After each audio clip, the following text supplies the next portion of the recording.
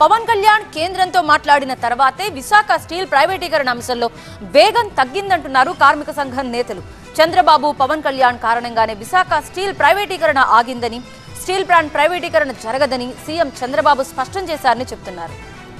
Deputy CM Pawan Kalyan కలిశారు Vizag steel plant కార్మికులు. Steel plant ప్రైవేటీకరణపై ప్రధానంగా చర్చించారు. స్టీల్ ప్లాంట్ ను సేల్ లో విలీనం చేయాలంటూ 1333 రోజులుగా దీక్ష చేస్తున్నట్టు పవన్ కు తెలిపారు కార్మిక సంఘాల నేతలు. కార్మికుల పక్షాన నిలబడి న్యాయం చేయాల్సిందిగా కోరారు. పవన్ కేంద్రంతో మాట్లాడినప్పటి నుంచే ప్రైవేటీకరణ అంశం వేగం తగ్గిందన్నారు. చంద్రబాబు పవన్ కారణంగానే విశాఖ స్టీల్ ప్లాంట్ ప్రైవేటీకరణ ఆగిందని, స్టీల్ ప్లాంట్ ప్రైవేటీకరణ జరగదని సీఎం చంద్రబాబు స్పష్టంగా చెప్పారని కార్మిక సంఘం నేతలు గుర్తు చేశారు. దీనిపై పవన్ కళ్యాణ్ కు తాము ధన్యవాదాలు తెలిపేందుకు వచ్చామన్నారు. విశాఖ స్టీల్ ప్లాంట్ ప్రైవేటీకరణ ఆగుతుందని, ఆ క్రెడిట్ కూడా పవన్ కళ్యాణ్ కే దక్కుతుందని తెలిపారు. 26,000 ఎకరాలు ఇచ్చి 32 మంది ప్రాణత్యాగాలు చేసినటువంటి పరిశ్రమ ఇది.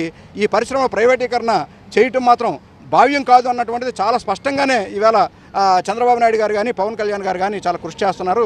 గత ప్రభుత్వం స్టీల్ ప్లాంట్ ను తొలగించి అక్కడ రాజధాని నిర్మాణం చేపట్టే ఆలోచన చేసిందని ఆరోపించారు. దీనివల్లే ఇప్పుడు ఆ పరిస్థితి వచ్చిందన్నారు. స్టీల్ ప్లాంట్ నిర్వాసితుల్లో ఇంకా కొందరికి ఉద్యోగాలు ఇవ్వాల్సి ఉందని, వారికి కూడా వెంటనే ఉద్యోగాలు కల్పించాలని కోరారు. మరోవైపు ఇటు స్టీల్ ప్లాంట్ విలీనంపై ఆందోళన కొనసాగుతూనే ఉన్నాయి.